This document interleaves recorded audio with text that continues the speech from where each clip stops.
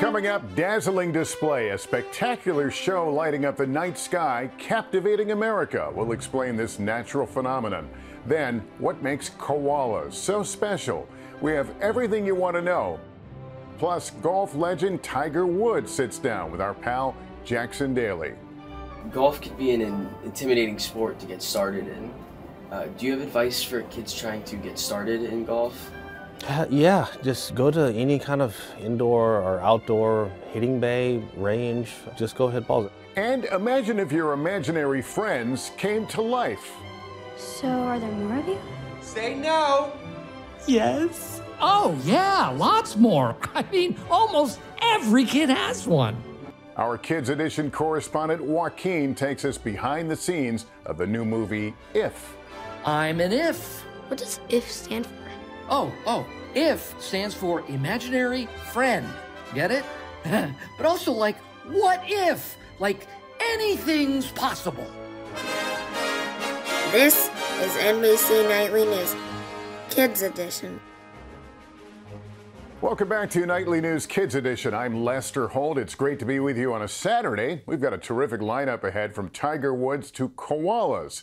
Plus, we'll put you to the test in our pop quiz. And a bit later on, actor and director John Krasinski will be here to talk about his new movie, If. This was actually inspired by your daughters. Tell me about that.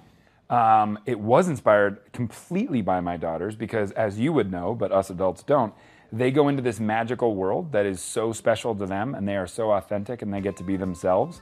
And I just thought, I want to go there, but of course I'm not invited. So I thought, why don't we make a movie about it? We can't wait to bring you that story, but let's begin with a stunning event you might have been lucky enough to witness. An incredible show in the sky recently, and a pretty rare sight. The northern lights visible to tens of millions here in the United States. It's all because of a series of solar storms. We asked our good friend Dylan Dreyer to explain this natural phenomenon.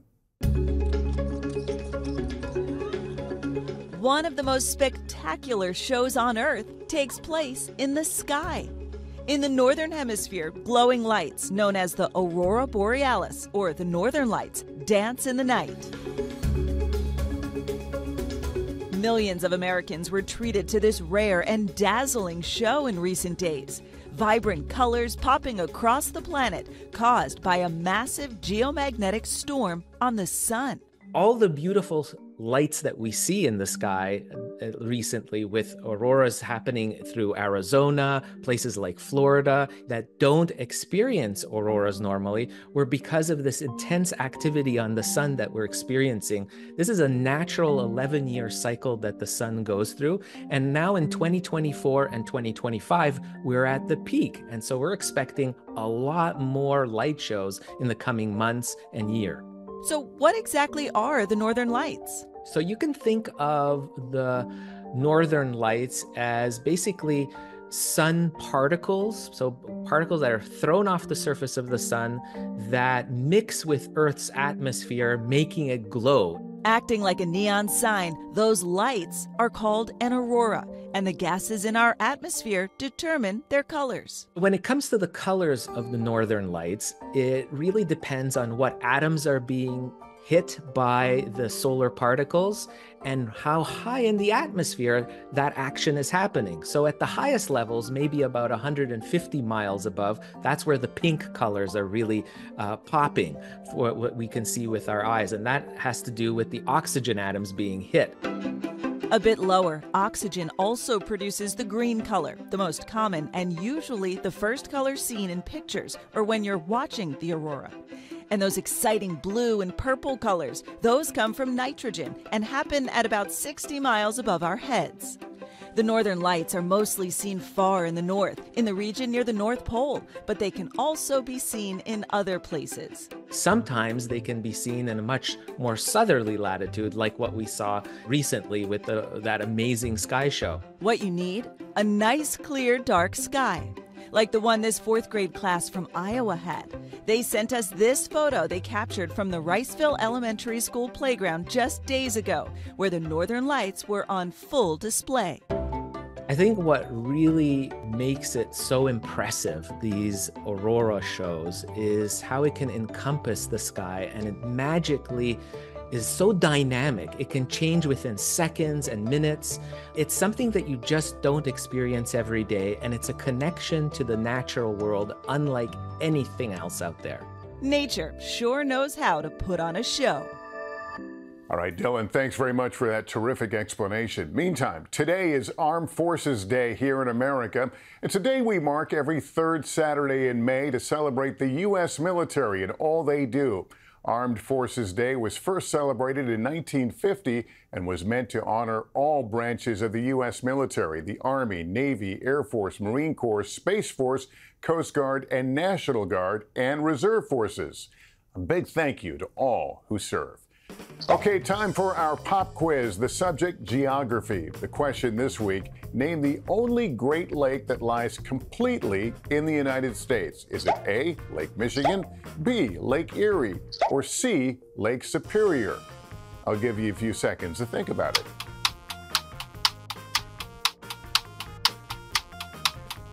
Okay, time's up. The answer is A, Lake Michigan. Lake Michigan is the only one of the Great Lakes that is located entirely within the boundaries of the United States. Did you know there are 5 Great Lakes and they make up the largest freshwater system in the world? Meantime, the Brookfield Zoo Chicago is welcoming 2 new additions, a pair of koalas for the first time in its history. Brumby and Willem will make their public debut later this month. And it got us thinking, just what makes koalas so special? Our friend Erin McLaughlin explains. The koala, one of the world's most famous species, can be found in the wild of Australia. Koalas are related to kangaroos. They're not bears, they're marsupials. Koalas are often referred to as koala bears because they look cute like a teddy bear. However, they are actually marsupials, which means that the females raise their offspring in a pouch. Did you know a newborn koala is called a joey, and the baby stays in its mother's pouch for several months after birth? The San Diego Zoo in California has the largest collection of koalas outside of Australia. Here in San Diego, we have a climate similar to their native Australia. Koalas live high up in the trees. What do they like to eat? Eucalyptus leaves. We can grow all of the eucalyptus that these koalas need to survive. But the eucalyptus trees take a lot of energy for them to digest, so they sleep a lot. Koalas sleep 18 to 20 hours a day. When they're not sleeping, they're usually climbing trees. Fun facts about koalas: they have 2 thumbs on each hand, so 2 thumbs and 3 fingers that help them climb the trees better, which is great since they're an arboreal species. Also, on their hands, they have fingerprints, just like people do, and they're all different. Every koala has different fingerprints. Sadly, these adorable marsupials are considered a vulnerable species, meaning they are at risk of extinction.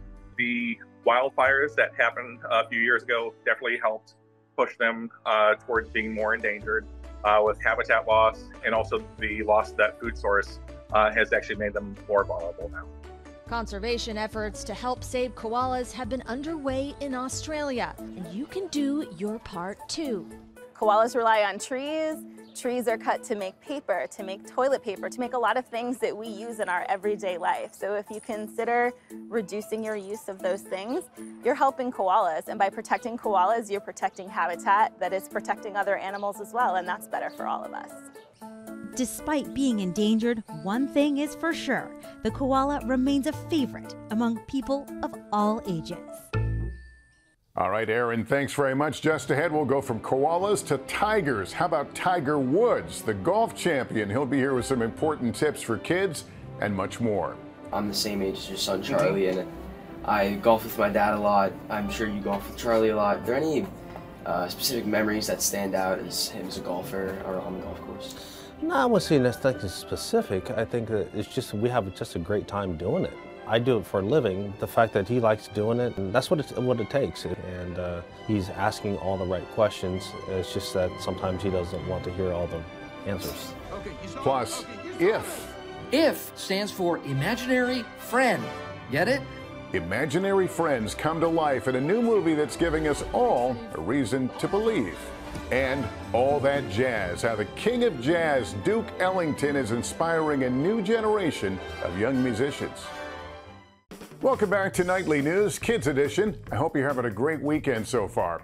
He's a legend on the golf course with 15 major championships and continues to turn heads. We're talking about Tiger Woods. Our pal Jackson Daly recently got to sit down with Tiger Woods to talk about golf, his advice for kids, and how it feels now to be golfing alongside his teenage son. He's a history-making athlete with a legendary swing. Tiger Woods started golfing when he was very young. By 5, Tiger was already turning heads, a student of the game. Putting, hitting, chipping. Would you like to be a pro golfer? Yes. And it didn't take him long. At 16, Tiger played in his first professional golf tournament. From there, the rest is history. A legend on the green was born. Today, Tiger Woods is regarded as one of the greatest golfers of all time. Golf could be an intimidating sport to get started in. Do you have advice for kids trying to get started in golf? Yeah, just go to any kind of indoor or outdoor hitting bay, range. Just go hit balls. It doesn't matter about playing golf courses, and not when you're just starting. Just go to range, just hit balls, just slap it around, and enjoy making contact. It's all about just getting out there and just getting the reps in and getting started.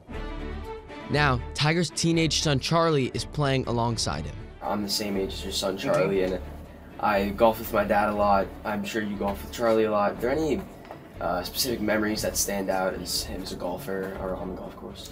No, I wouldn't say nothing specific. I think that it's just we have just a great time doing it. I do it for a living. The fact that he likes doing it, now he's able to speak golf, you know, and talk about clubs and shafts and lie angles and shot selections and course strategy, and he's starting to get the IQ part of playing. And that's what it takes. If you're going to go any further in this game, you're going to have an IQ of how to play. And he's asking all the right questions. It's just that sometimes he doesn't want to hear all the answers. Yeah, same thing. My dad tries to teach me, and I'll take pointers from anybody else except him. Is it the same with Charlie? Yeah, do you feel much. that you're the GOAT, but he still can't take it from you? Yeah, he's getting better at it. Like any kid, you got to just make sure and suggest it that it's their idea, and then they'll own it. Yeah. Otherwise, it's just it's just white noise. I know there's obviously a lot of talk about Charlie with golf, but your daughter Sam, does she have any interest in golf too? Zero. Really? Absolutely zero. No, she has absolutely zero interest in golf. Same thing with my sisters. My dad's tried many times. No, my Sam's issue was that she hated golf for the longest time, and you saw her at the father-son was the first time she actually wanted to participate, just because she hated that golf took Daddy away from her. You know, the traveling, right? Yeah. So when I was playing full time, it was the packing. She said, you know, Daddy, don't go. I said, well, it's part of my job, sweetheart, I got to go. And she just had a stigma about the sport, which I totally get. We do other things that are non-golf, that's just between us, that we have as our own thing that we do and that we enjoy. Yeah.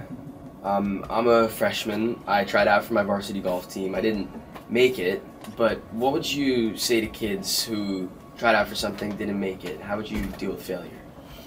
Keep coming back, work harder. There's always another day, another opportunity to get better, and keep grinding. I mean, MJ didn't make the varsity team either his freshman year. So it doesn't mean that you're bound for greatness in your whatever you're going to do, but you can get better at it. And nothing's guaranteed. That's the thing, especially in what I do in sports, nothing's guaranteed. You got to go out there and earn it each and every day, and you got to go get it. Specifically in a sport like mine, where there's no coaches pushing you, we have to find that inner push, that inner drive. And then when you're in a team sport, the separator is you have coaches pushing you, but you also have the inner drive of the individual athlete. There's always asking the question, how can I get just a little bit better, a little bit more efficient? Either changing my style or just creating something new that is better. That is something that I think comes from within, and I think that people can control that. Thank you so much. Yeah, Jack, no problem, anytime. For Nightly News Kids Edition, I'm Jackson Daly. Back to you, Lester. Well, Jackson, thanks very much, my friend. What a terrific interview. Well, turning now to entertainment, there's a new movie out this weekend that has imaginations running wild. The movie is called If. Our Kids Edition correspondent Joaquin caught up with some of the cast. Imagine if... What if I told you imaginary friends are real? Imaginary friends came to life. Are any of them scary? Worse, desperate. In the new movie If, that's exactly what happens. You just believe. What are you anyway? An if. Actor John Krasinski wrote and directed If. He also plays the role of Dad, something he knows a thing or two about from real life. Congratulations on the movie. Thank you so much. This was actually inspired by your daughters. Tell me about that. It was inspired completely by my daughters because, as you would know, but us adults don't, they go into this magical world that is so special to them, and they are so authentic, and they get to be themselves. And I just thought, I want to go there, but of course I'm not invited. So I thought, why don't we make a movie about it? And it was actually during the pandemic that I realized, what if you could make a movie about that decision about when you grow up, do you have to give up your imaginary world? And the answer is no. You said you had a wild imagination as a kid. What do you remember? And did you have any imaginary friends as a kid? I did have an imaginary friend. His name was Sam Brace, and it's because I always wanted braces when I was a kid. I don't know if you've had braces, but it turns out they're not as fun as I thought they would be. Yeah. But Sam and I, we used to go to the video store and rent videos of movies.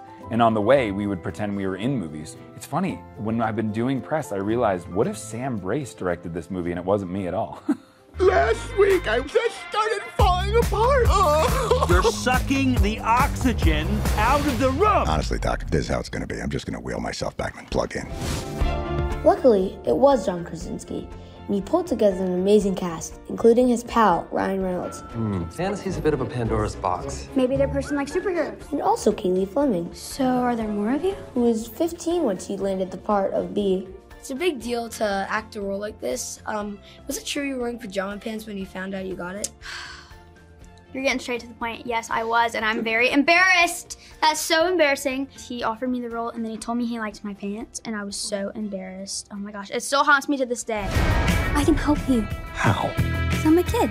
You are the chosen one. No. Let's not give her a complex. Good luck, short stack. It's all up to you. No pressure. What I loved most about the movie was how the movie made me feel, like inside. Really? What was your favorite part about the movie?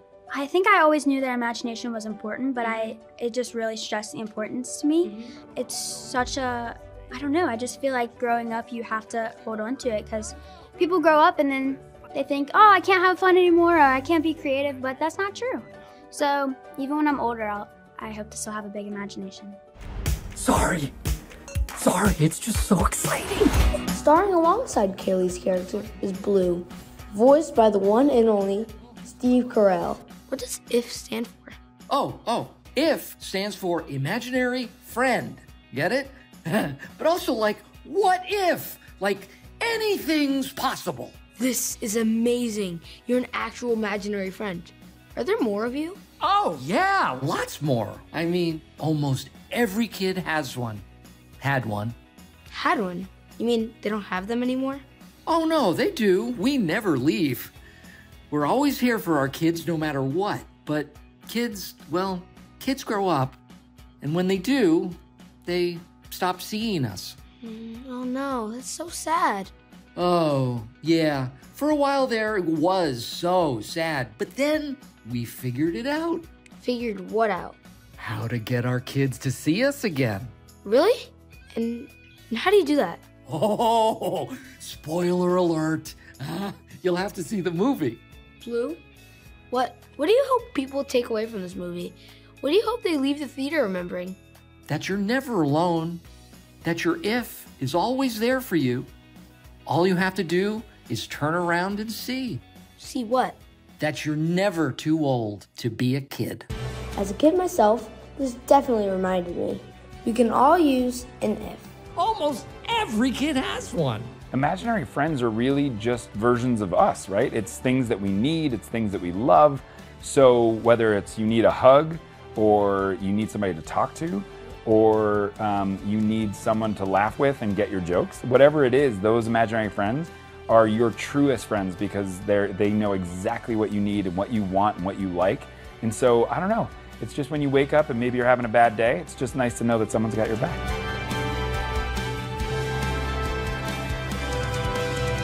This is just so exciting. All right, Joaquin, thanks very much. That was fun. And this might be our first official Nightly News Kids edition interview with an imaginary friend. Way to go, Joaquin, for breaking the ice for us. Well, finally, in our Inspiring Kids series, students from across the country are hitting all the right notes, following the rhythm and sounds of the king of jazz. For these young musicians, it might feel like the Super Bowl of jazz. Being at Essentially Ellington is just such an incredible experience. 15 high school jazz bands from around the country assembled together recently at New York City's Jazz at Lincoln Center for the 29th annual Essentially Ellington High School Jazz Band Competition and Festival.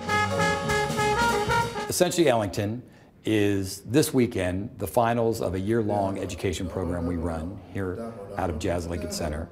The program itself runs all year. It's free to schools all over the world. Ultimately, we want to raise the standards of playing jazz for school bands and students, not just in America, but all over the world. The finalists were selected from more than 100 high schools.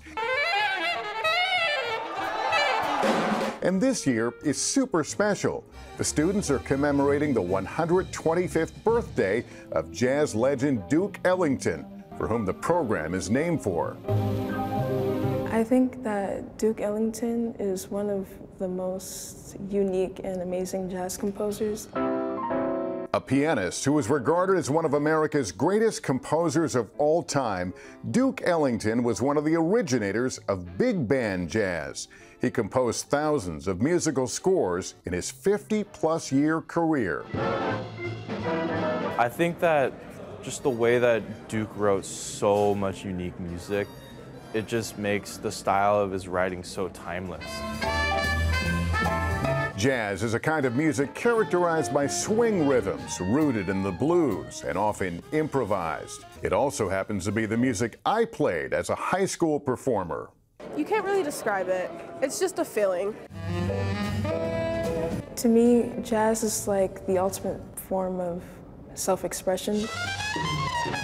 It's the music of America, and I feel like it helps me connect with the people around me. 17-year-old Samuel Chung became interested in jazz when he was 10. During one of the jam sessions, the teen performed his take on one of Ellington's classics, It Don't Mean a Thing. A song first recorded in 1932, but remains a well-known jazz standard. I think Duke's legacy has really impacted me because it's really set a solid foundation for me as a musician. Duke's music has really taught me a lot on how to present myself well on the bandstand, and it really exposed me to what good music sounds like. Caroline Castro credits her teacher for introducing her to jazz. The 18-year-old featured her tenor saxophone skills playing Duke Ellington's Perdido.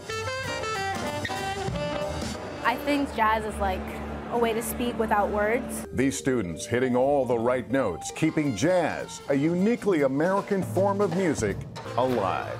My message to students is to really enjoy the music, and it's also really important to practice. My advice to kids who want to get into jazz is definitely don't be afraid. Everybody who plays jazz loves it. It's so special and one of a kind that it's just like, wow.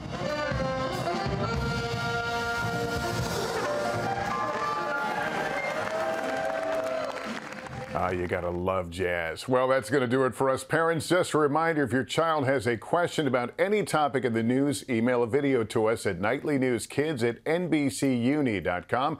You can also follow us on Instagram at NightlyKids. And just a program note, you can catch a new episode of Nightly News Kids Edition every Thursday on NBCNews.com and YouTube. Thanks for watching, everyone. Remember to take care of yourself and each other. Have a great weekend.